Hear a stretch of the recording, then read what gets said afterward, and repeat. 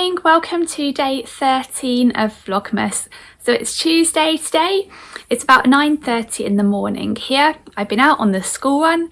It's another very chilly day. We didn't have any more snow overnight, but the snow's kind of turned into ice, so it was quite a slippery school run up to school, but luckily we got there safely. I popped to the supermarket afterwards and then made my way safely and slowly back to the house. So I'm back home now and I thought I'd pop on and share a few bits with you this morning. So the first thing I wanted to share is the progress on our Advent candle.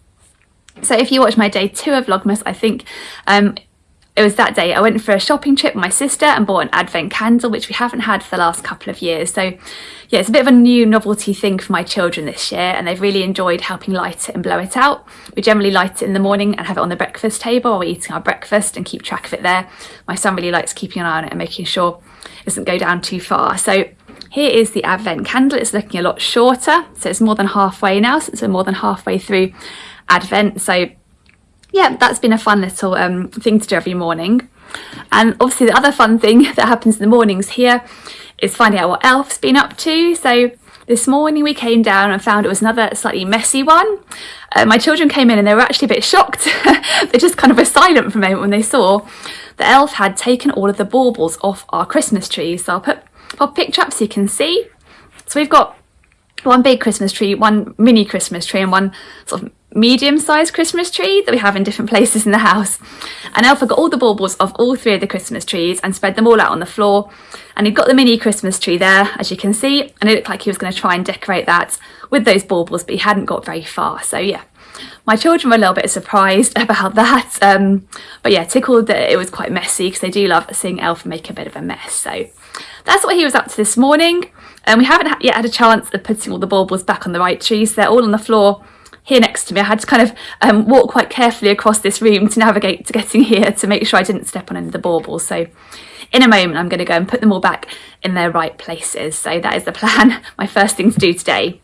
But yeah, before I do that, also I wanted to share with you what I'm wearing, and then I also wanted to share a little progress on our gingerbread house. I'll share that first. We've been really enjoying the Lego gingerbread house and we've made a bit more progress, so I thought I'd share it. It's definitely starting to look like a proper little house now.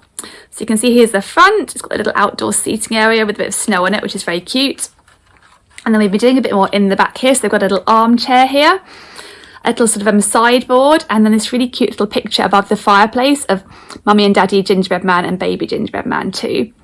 And my favourite thing about the house now is, if I press this little red bit on top, the little fire lights up. That's really cute, I think. Yes, we were quite tickled when we realised there was a little light up brick included in this pack. So yeah, I think we've still got quite a lot to do to sort of build up the top of the house. So I'll share more progress, but yeah, we're really enjoying working on that. And then in terms of what I'm wearing today, actually I'll put this down more safely. That's on the sofa of the settee, and I don't want it to kind of fall off and yeah, all our hard work will be undone. I'll pop it over here, a bit more safe. So yeah, then in terms of what I'm wearing today, well, you'll recognise this top if you've been watching my Vlogmas. This is my new top that I finished, I think it was last week. It's a Freya top from the stretch book by Tilly and the Buttons, and I made it in this really nice sort of wide rib knit fabric. It's a sort of cotton rib knit fabric in this cute sort of marley grey colour. It came from Minerva. I was gifted this fabric in exchange for a post on the website, which is now up on the website, so I'll link that down below. It's a really nice cosy fabric. Actually, it's definitely cozier than my average Freya top because I have got quite a few Freya tops, and I'm enjoying layering it up today. I've got it underneath this dress, this kind of pinafore dress that I made using this pattern here, which is a pattern I really love. It is the Hinterland dress by So Liberated. So it's a woven dress pattern. It's got a really good size range. It goes from a 0 up to a 34, with the largest size being for bust 58.5 inches. So yeah, it's a really size inclusive pattern and a really nice pattern too. I think it's a really versatile one. And I made a few versions and they're all quite different to each other. But I'll show you the line drawings on the back of the little pattern instructions here. So it's a woven dress pattern that you can make either as a sort of sleeveless dress, like a pinafore dress like I'm wearing today, or a short sleeve dress or a slightly longer sleeve dress. It's got a button placket and you can make that either as a sort of half placket just on the top or all the way down the skirt. And it's got, yeah, the skirt's gathered, it's got inseam pockets, it's got darts on the bust. The neckline is finished with bias binding, which I like, and for the version I'm wearing today, the pinafore version, the armholes are finished with bias binding too. And it just sews up really nicely, this one. Oh, and you can make different skirt lengths as well, like a shorter sort of a length or quite a long sort of midi length too. So yeah, it's quite a versatile pattern. I think it can look great in a whole range of fabrics, from sort of like a swishy viscose version up to sort of more sort of substantial linen version, I guess. But yeah, so it's a really nice pattern. I don't think it's designed to be too fitted, but you can add on optional waist ties to bring it in at the waist, which is what I've done for my version I'm wearing today. So this version is my sort of winter pinafore version, and I made it with the button placket just on the bodice. I'll stand up a bit so you can see. And yeah, added on the waist ties to cinch it in. So yeah, I used the fabric itself to make the bias binding around the armband and the neckline. I think it gives a really nice finish. And then I've got a gathered skirt. The finish is a bit above my knees, and I've got the pockets too. And the fabric I use for this is a kind of cotton, I think it's a cotton fabric. It's a bit of a different cotton fabric. It looks like it's got that sort of twill line, sort of diagonal line on it. But I can't remember exactly what it was described as. I bought this quite a long time ago. It's quite a nice, substantial, cosy cotton fabric that's quite soft, almost like a washed cotton. I got it from my website, an online fabric shop that's since closed down, unfortunately. But I just thought it was quite cute and quite wintry with this sort of check print on and this sort of dark grey and the blue. And I've got little blue buttons to match. And in terms of sizing, I've always gone for the size 0 on the Hinterland dress. That's designed for measurements of bust 31, waist 25, hips 33.5. So an inch down on my bust and my waist, and then a few inches down on my hips. But with it being a gathered skirt, there's plenty of room on the hip measurement, I find. And I didn't want it to be a little bit oversized because it is described as a sort of loose fit. And I didn't want mine to be too loose fit, which is why I sized down one size on the sort of waist and bust measurement. And there's still plenty of room for me to pull it on over my head. And these are, I think they're real buttonholes. Yeah, they are real buttonholes, but I don't need to open up any of the buttons. It does just slip on over my head quite easily, and there's enough room in the waist. It just looks a bit more fitted now I've, yeah, tied it up. It's a really nice sew, the Hinterland dress. I haven't made one for absolutely ages. I think it's one of those patterns that when I got it, I really enjoyed it. So I made maybe 3 or so in fairly quick succession, and then I haven't gone back to it since, just because I thought, well, that is plenty of Hinterland dresses. I don't really need any more. So I'll put up a picture of me wearing it so you can see what it looks like on.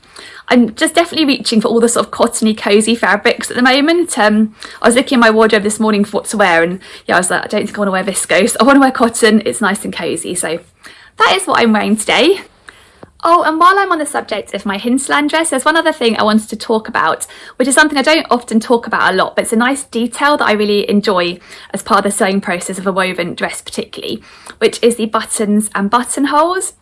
So I love a woven dress pattern with buttons on. I've got quite a few in my wardrobe, both button down fronts and button down backs. I think the buttons add a really lovely feature to the dress. I like the style of them. And I think one of the most fun parts of the whole sewing process is choosing the right buttons to fit the fabric and the style of the dress. It's something I really enjoy.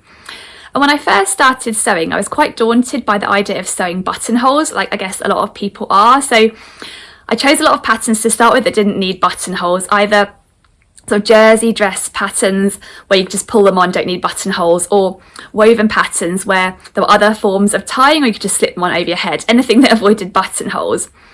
And then I decided I'd give buttonholes a go, and actually I found they weren't too scary. I've got a Cath Ambition 1.0 sewing machine, which I really love, and I discovered it had a one-step buttonhole function that made sewing buttons really easy, so I was really happy about that. And now, yeah, I don't find buttonholes too scary.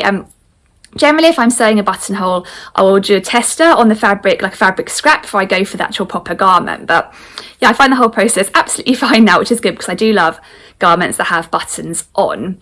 So yeah, in terms of my Hinterland dress, I really enjoyed choosing some buttons for it. And I went for these little navy buttons, sort of match the navy check.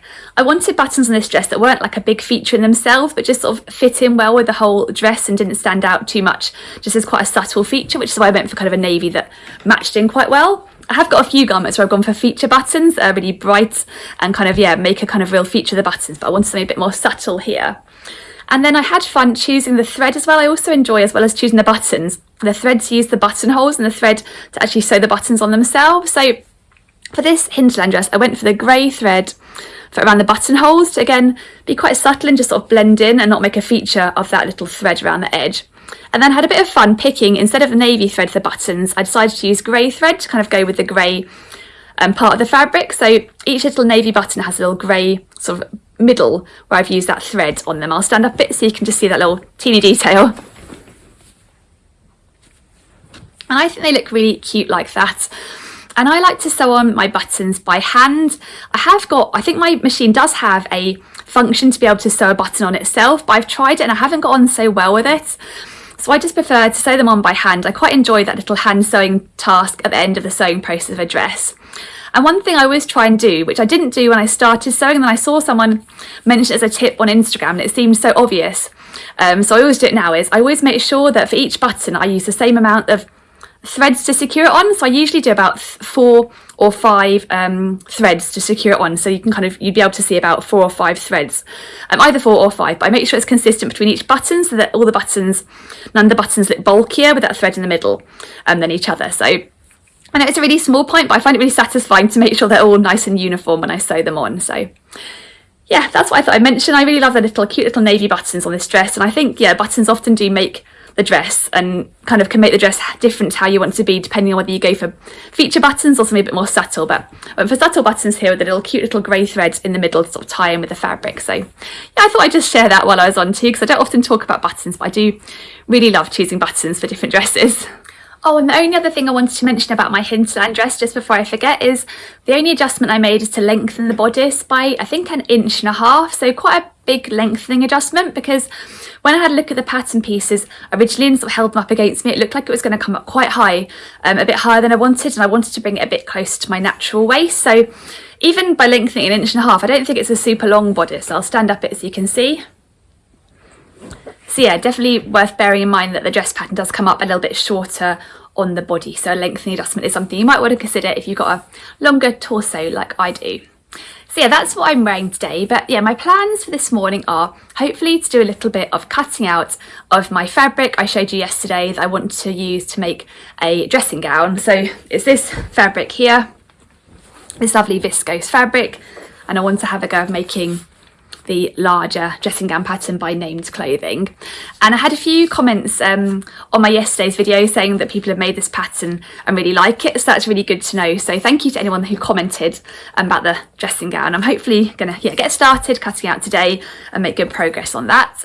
I'm also hopefully going to start wrapping a few presents, and my children are at school all this week, and I think they finish next week on the Tuesday. They have a half day on the Tuesday.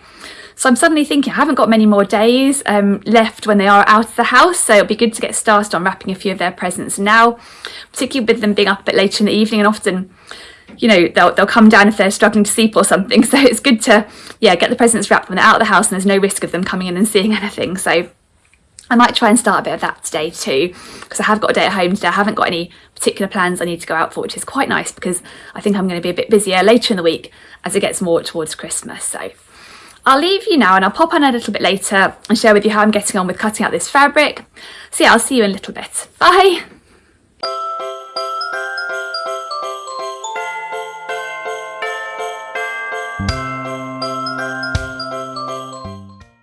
Hello, it's about 1:30 in the afternoon now. So I've done a couple of household chores, I've had my lunch, and I've also cut out all of the pieces of my larger dressing gown, which I've got here. So I'm pleased to have cut those all out. I mainly use my scissors. I did use a rotary cutter for a couple of the sort of straight pieces, like the belt loops, because it's really easy to just go around them with the rotary cutter. But for all of the more curvy pieces, I use my scissors, because that is what I generally prefer. So the only thing I need to cut out now on it is the interfacing for the collar. And you can either, it says in the pattern, you can either interface the whole collar piece, and then so you'll have 2 layers of interfacing once you fold it over and sew it on, or you can just interface half the collar if you don't want the collar to be too stiff. I think they recommend that for thicker, bulkier fabric. So I think for my lightweight fabric, I'll probably be fine to interface the whole collar and fold it over, but I'm going to go and get my interfacing out in a moment and just have a feel of how it would feel if I put it on the fabric and folded it over, and just check that it wouldn't be too stiff, because I do remember that being an issue on my first ever dressing gown I made, where the collar was a bit too stiffly interfaced and it wasn't very comfy. So I want to make sure I don't have that problem again. So that is my plan for now, and I think after that I'd love to get started sewing. I have pulled out the right thread and got a bobbin and everything ready, but I think I'm going to try and do some wrapping of presents just to get a bit ahead of the game on that front. So I think I'll leave the starting sewing on this dressing gown until tomorrow probably. I thought I'd also mention while I was on, you can probably see I've got another layer on now. It is quite chilly, so I've added one of my knitted cardigans on top of my outfit. And this is not one I get out a lot actually, but this is the great thing about filming every day. It does make me think, oh, I'll go and find something different to wear and reach for things that don't get worn a lot. This is one of my earlier knitted cardigans that I made before I sort of discovered more expensive yarns like merino yarn. This is just knitted in acrylic yarn. I think when I was fairly new to knitting things for myself, I didn't want to spend too much money on yarn in case they didn't work out well. I didn't want to waste the money. So yeah, this is just knitted in a navy blue chunky acrylic yarn. And this I knitted up using one of the kind of more traditional knitting patterns. So it's this one here. It is a James C Brett pattern, JB247. I think it's just one I found on LoveCrafts. I was sort of browsing for quite a classic simple cardigan pattern and I came across this one. It sort of fit the bill. So you can make it either as a cardigan here with a round neck and it's got buttons down the front. And it's, as you can see, it's designed to be fairly close fitting. Or you can also make sort of a sweater vest version with this V-neck instead. But yeah, I just really like the simplicity of this cardigan. So I decided to give it a go and I actually do really like this cardigan. It's just, yeah, it's just quite a simple knitted cardigan. I've gone for sort of chunky buttons to suit the chunky wool, I think, just navy buttons. In terms of sizing, I went with my size on this pattern. So I went with the second size up, which is designed for a bust of 32 to 34 inches. But the pattern goes from a 28-inch bust up to a 46-inch bust. But it was a nice pattern to follow. I think I've written myself a few notes and added on some post-its in case I ever repeat this pattern, because it's a long time ago now, so I really don't remember much about the knitting process. I think, yeah, it's just got sleeves that sort of sit, yeah, rather than a drop sleeve, it just sits on your shoulder there. And yeah, it's quite nice and close fitting and quite cosy for this weather. And I think although it's acrylic, which is probably not my favourite yarn, it's fine layered over a few other things that are cottony in between. So yeah, I've got that on as well. But I think I'll finish off today now and go and get those presents down and try to wrap a few of those before I head off on the school run. After school today, my husband and son are going to get their hair cut, so me and my daughter will have some time in the house, just the two of us. I'm not sure what we'll do, maybe something crafty or a bit of playing, but that is our plan for the rest of the day. So thank you very much for joining me for day 13 of Vlogmas, and I look forward to seeing you for day 14 tomorrow. So hope you have a good day and see you again tomorrow. Bye!